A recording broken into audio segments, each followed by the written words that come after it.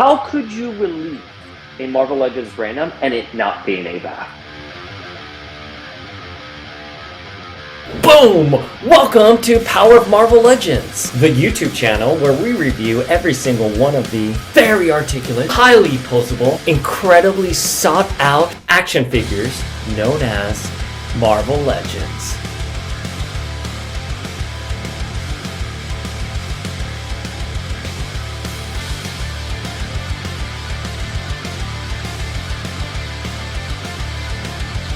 Shout out to the Powers of X-Men podcast, Dayspring and Flinkman.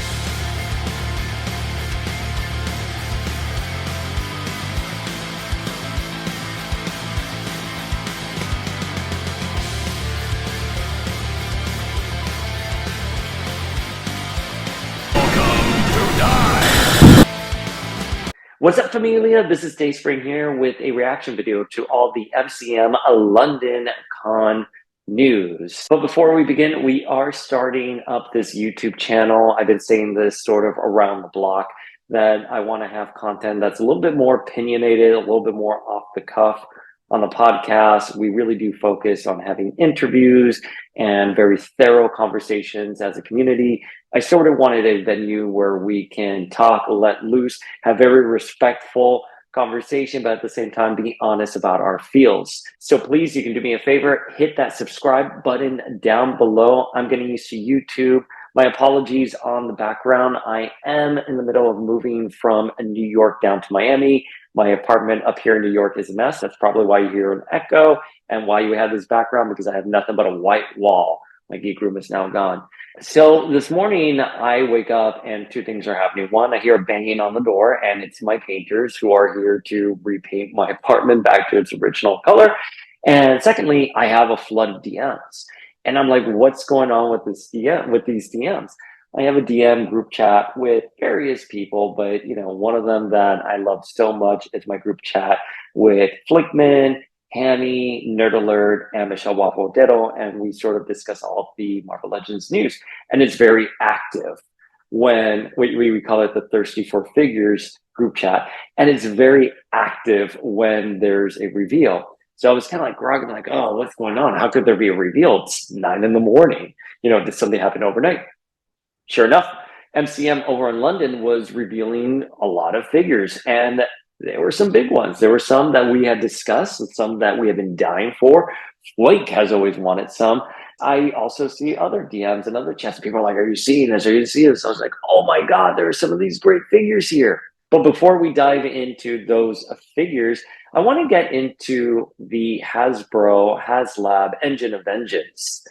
Okay, so I just went on Hasbro.com because I wanted to see where we're at in terms of number of backers for the Engine of Vengeance. You have to scroll so down just to get to it. Oh, it looks like they unveiled a new Ghost Rider figure for the 3-inch Retro Wave. Oh, he looks so cool. It's kind of like this vintage Ghost Rider on this like red motorcycle with really cool pack. He looks good. I think I'm going to buy this. Oh my God. He's $24.99. He's $24.99. When I first started collecting those 5-inch Toy Biz figures, they were $4.99. Marvel Legends was $7.99 when they started first coming out. I remember it being really contentious on the Foosh back in the early aughts when they raised it to $1, when they became $9.99, when they became $12.99. $24, $24.99 plus shipping, plus handling, plus tax for this figure. Oh my God, this is going to be, I want this figure, but that is a hard price point. 50 years for Ghost Rider. This is not his year. Okay, so obviously the Engine of Vengeance is Robbie Reyes Ghost Rider is $350. They're at 4,797 backers, and we have 2 days of 5 hours and 21 minutes to get to our target goal of 9,000. It's not going to happen. And I'm sorry it's not going to happen because I think the card does look cool. I do like Robbie Reyes. I obviously want Madeline Pryor, and I want Mephisto. But something they did these last few days, they announced a Damien Hellstorm. By the way, just fair warning, I keep saying Damian Wayne every time I say his name, so apologies if I mess up. Damian Hellstorm works for this. This is not a criticism on him. This isn't a criticism on the character. I happen to like Damian quite a bit. He was in Marvel Divas. I like the story that was there. He has ties to Patsy Walker, who is one of my favorite Marvel heroes. I think he works really well with this project. But let's see, we need 9,000 to back the entire thing, to drive to vengeance. We need 9,000. The additional unlocks are 10,000 backers, and we get Madeline Pryor, the Goblin Queen, which every X fan wants this. We all want Madeline Pryor. I mean, if Hasbro would just put Madeline Pryor on HasbroShop.com, maybe as a deluxe figure or as part of a 3-pack with an X Factor Jean Grey, and maybe you can throw in a Havoc or a X Factor Cyclops, whatever, that would sell out. I think the fact that we had Dark Phoenix on the retro card with the David Nakayama art announced and it sold out with minutes should be proof enough that a Madeline Pryor with an X Factor Jean Grey and one Summers brother, whichever Summers brother you want, would actually sell out pretty well. And you throw in some fire effects, some goblins. You can even list it for $100, whatever the price point is, as long as it's somewhat reasonable, it will sell out. But anyways, you need 10,000 backers to get to Madeline Pryor, and then 11,000 backers to get to Damian Hellstorm. And Damian, he looks like a repaint of Namor. And I don't know, for a HasLab project, I would have expected a little bit more TLC here. I mean, the markings on his chest look really cool, but I'm just looking at this figure and it looks a lot like Namor. And then finally, if we get to 12,000, we're going to get Mephisto. Now, here's the thing that I don't understand. If Mephisto is already at a stretch goal of 12,000 and we don't even have 5,000, why are you releasing Damian Hellstorm? I don't understand the marketing for that. Damian Hellstorm is not a Hail Mary. He's a great figure to go with these characters. I think a wave with Mephisto, with Maddie and him, plus Robbie Reyes would be absolutely wonderful. Put that out there. I will buy up the entire wave.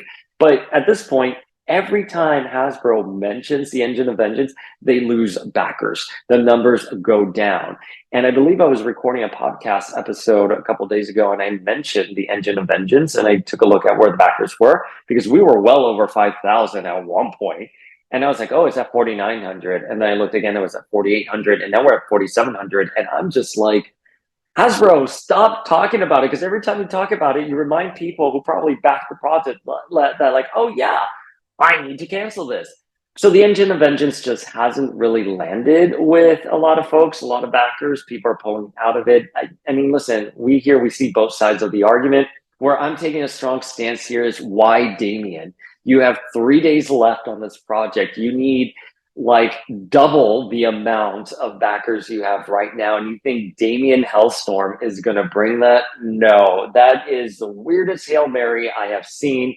Maybe tomorrow we'll see something new and exciting. But as of right now, I'm like, I don't think this is going to get funded. I don't really follow other HasLabs. I don't know what happens if they don't get funded. So what's going to happen? Are they still going to release it with maybe just limited quantities and we get all of the stretch goals? Or does Hasbro have to take a stance and be like, listen, if we don't back it, it's not going to happen. Boom, that's it. I don't know. Again, I don't follow any of the other HasLabs. I know it's happened with some of the Star Wars stuff and other things. I haven't seen the follow-up for that. So you guys let me know in the comments. So today we also got some new figures announced. And they were actually pretty cool. We got a Marvel Legends random over at MCM. It was announced at MCM London Con that we were going to get a Marvel Legends random, Zero, and Vertigo. Now, Random and Zero aren't really that big of surprises because they were on the rectangular list. But Zero is a deep cut X character. I'm fine with him. He's pretty basic. There isn't much to say about him. He comes with the Doctor Strange power effect to elucidate his own powers. I'm fine with it. I'm going to snag him. He looks great to me. There's nothing to write home about this figure. Random, though, I was expecting a little bit more. Random is an essential part of X Factor. Now, I remember when I first saw the Havoc and Polaris Marvel Legends 2-pack, and I was like, that is so Peter David and Larry Stroman. I mean, I could not have asked for better rendering of those characters. For X Factor, the bar is set really high. So we knew we were going to get a random, and I thought it was going to be Joe Castada, like oozing out of the pages and into the palm of your hands.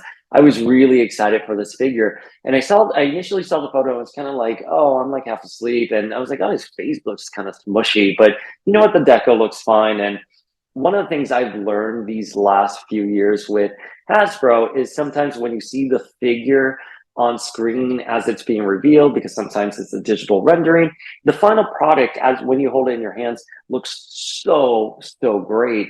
And I'm going to say it, the X-Men animated series VHS box set Jean Grey, everyone was like, oh, that's such an ugly figure when she was unveiled. What was up with her her color deco and all that stuff? And you hold the figure in the palm of your hand, and she's actually very beautiful. Like, the face is absolutely wonderful. That digital rendering on the face makes her look better than even the original 3-pack Lovers Triangle box set that she came in. But with this, I was like, okay, don't judge a book by its cover. I was talking on DMs, and someone was like, no, it's actually going to be on the booth. So I was like, okay, let me save my opinion until I see it in the actual booth. Again, I think you also have to hold the figure. It's not enough just seeing an actual photo of the figure. Holding the figure is a very different thing. As we know, a lot of these final products, the photos and videos don't do it justice. But I was seeing booth photos and I was like, oh, there's something about him that just doesn't look good and I can't put my finger on it. And then I was like, he's not a Bath. He's not a Bath figure. And look, it worked for Nimrod. Nimrod is a great figure. He came in as part of that Psylocke and Phantom X box set for Amazon. But I was expecting Random to have a little bit more TLC, have a little bit more of a budget, be a little bit bigger in size, like Strong Guy or Sugarman or Onslaught, and tower over those figures. And he looks kind of very run-of-the-mill. So my final assessment on him is he looks good. Obviously, I want him. Obviously, we need him as part of X Factor, but he's not great. And a Random figure should be great because that original 5-inch Toy Biz figure was iconic. The next one that we also got was Vertigo. And okay, listen, I lived through the repaint wave that Toy Biz did, where we got an Elektra that was made from a Psylocke, where we got a Polaris that was made from a Rogue. I love that first She-Force wave. That Domino repainted as Jean Grey is flawless. I will defend that Domino repaint as Jean Grey because I think the mold lends itself to Jean Grey. I thought it was very clever. I thought it was clever then. I still think it's clever now. So when people argue we never got a proper 90s team, I will always point to the She-Force figure. Similarly with Medusa and Captain Marvel, Black Cat and Dazzler. This was an opportunity to get figures in a cost-effective way that we normally wouldn't have gotten them at the time. And that being said, though, I am a little disappointed with this Vertigo. And the reason being is because Vertigo, my first memories of her, my first exposure to her was from the X-Men animated series where she popped on screen. And then even in the comic books, especially when drawn by Mark Silvestri, she pops on screen. This looks like Sue Storm went into the X Mansion, saw Polaris's hair color, and went back to the salon that they have over at the Baxter Building and asked her stylist to dye her hair green. I think that's a fine Sue Storm figure. It was a really nice Sue Storm figure. It's better than the other one we got, but it looks like a blatant repaint. And I know in the past, Hasbro has used certain female heads over and over again, like the Captain Marvel, Gamora, Moonstone, and Phoenix. All 4 of those heads are exactly the same. I get it. You know, you had to be cost effective at a certain point. I want Hasbro to make a profit, but I don't know. I was kind of disappointed. Okay, and then also in the booth, they had the Retro Card Dark Phoenix. There isn't much to say here. We knew she was going to be a straight up repaint. I'm okay with it. I wager a lot of people are okay with it because this figure came out a very long time ago as part of a Dark Phoenix 2-pack that was a true exclusive. So she's been off the market for a while. And if you're going to be collecting Marvel Legends, you need to have a Dark Phoenix figure. I mean, the term Marvel Legends exists because of characters like Dark Phoenix. On the secondary market, that 2-pack is going for well over $300. And that's even if you can find it. So I love that we have another opportunity for collectors to get her. Obviously, a lot of new collectors have entered the market since this figure has been released. So I'm fine with that. And the box set was initially an idea that Ryan Ting came up with. So I love that it's still getting traction today. Dark Phoenix is iconic. We're happy to see her out there. This actually reminds me of the 2-pack Dark Phoenix set that Toy Biz did back in the day with Cyclops. I believe he had the leather jacket and then a Dark Phoenix, but she had more like cloth boots on there, or she had like, you know, the leathery part on her boots. So this is fine with me. I love the David Nakayama art. I think it looks really good. I say bring it out to the market. There's a Phoenix effect the figure comes with. That's the same that came with the Dark Phoenix box set. I call it the Here Comes Tomorrow Phoenix Bird, where Jean is literally in the white hot room and she says, "Ha, live Scott, live." So the other figures we got to see IRL for the first time is the Uncanny X-Men 275 Wolverine, Storm, and Banshee. I'm okay with them doing Wolverine. I want to recreate this cover. I buy Wolverines when I want to, and when I don't buy Wolverines. And I think Hasbro has been really kind with their release of Wolverines. This Wolverine is not going to be part of the box set that the other figures are going to be part of. This figure is part of the retro wave, so we don't have to worry about getting him if we don't want to. They've done that in the past with other Wolverine figures. He doesn't come with a bath figure, so you don't have to buy him if you don't want to. I think the figure looks great. I'm buying him. I'm really excited for him. Storm looks amazing. She looks like she walked right out of the comic. I am excited for this figure. But the one I'm most excited for is Banshee, because we know when Hasbro took over the Marvel Legends license from Toy Biz, their first wave included a Banshee that looked, but we are finally getting a new Banshee after years of begging for one, and it's in this costume. This is a costume that looks really good. We talked to Ryan Ting about a year and a half ago about the possibilities of getting a Banshee. There were two things he said. One, Banshee was the first figure that Dwight designed. So if they ever did another Banshee, it'd have to be the last figure Dwight designed. And thankfully, that is by no means the case. The second thing is that they were trying to figure out how to do his cape and the cuffs on his cape and how they attach to his wrists. I happen to think the way they did it initially for that atrocious Wave 1 Hasbro Banshee was fine. I actually really like it. That kind of just snaps in there. I thought how they did it for Siren was terrible. I was convinced Siren's cape was going to fall apart. I actually liked how they did it for the retro card 90s Silver Storm. So listen, to each their own, however they want to do it. It's fine. It never really bugged me. On the photos, it looks really good to me. So I'm saying just bring it on. Like, give us Banshee. This figure looks absolutely wonderful. I'm glad he's screaming.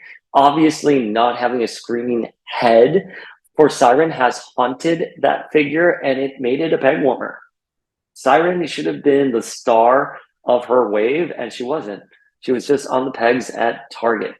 We're also getting Strife, which is also an update to the true exclusive Jubilee wave. I love that Strife. I'm going to get this Strife. They've kind of refined it a little bit. I do hope we get an unmasked head. Fingers crossed. So, those were the reveals that happened today. It's like on one hand, I'm really excited for those figures and those first looks that we got. And on the other hand, I'm like, I feel they could have done a little better. So it does look like the rectangular list is pretty accurate. I mean, I think we all know that his list was going to be pretty accurate.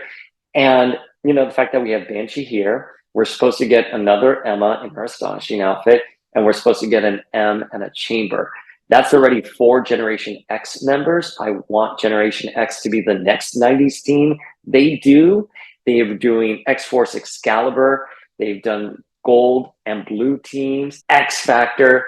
So they're almost there with the 90s team. Obviously, we're missing a Farrell in X-Force. Obviously, we're missing Rachel. But I'm ready for them to start tackling Generation X, and so we can get those figures. Now, on Power of X-Men's Instagram page, I asked you all, we got all these reveals today. What figures do you want to see in Marvel Legends format? And we got 3 figures that everyone was DMing me about. Here are the top 3 figures that you guys said you wanted. Number 3, Exodus. Boom. He is the only Krakoan Council member that doesn't have a Marvel Legends figure. Give us him. He would look absolutely wonderful. Slap on, grab that Magneto body, repurpose it, put on a white cape, and throw him out there. Also, give us Fabian Cortez while you're at it. The second most wanted figure, according to you all, was Deathbird. Now, the Ninja Series Deathbird from the Toy Biz wave is iconic. If you were collecting figures at the time, you wanted that figure. She was a crowning piece in your collection. She looked absolutely wonderful. So I think they can do her right now. Maybe she can be a BAF figure. Maybe she can be a deluxe figure. But there is no doubt that people want Deathbird, especially since she was big in the X-Men animated series. In fact, they just released animated series Apocalypse. I wish they would have done a 2-pack with animated series Apocalypse and Deathbird. Boom, you're welcome. And the number 1 figure is Rachel. Everyone wants Excalibur Rachel. We obviously have Excalibur out there. Release her as a deluxe figure. Give us 3 alternate heads. That's right, I said 3. 1 with her Phoenix Flame head on with a translucent effect in her hair. I would love that. 2, her hound face with the whited out eyes and her tattoos. And then 3, a somber, normal Rachel face. And then give her lots of accessories like a Phoenix effect, the Phoenix wing here. Make her a figure that everyone wants. I'm telling you, if they invest a little TLC in a Rachel figure, we're going to see everyone go crazy about it. She will complete Excalibur. All right, folks, smash that like button, hit subscribe, leave your feels in the comments. Like I'm saying, I want to do more YouTube videos where we talk more candidly, openly about our feelings, and this is the first of many to come. Bye-bye.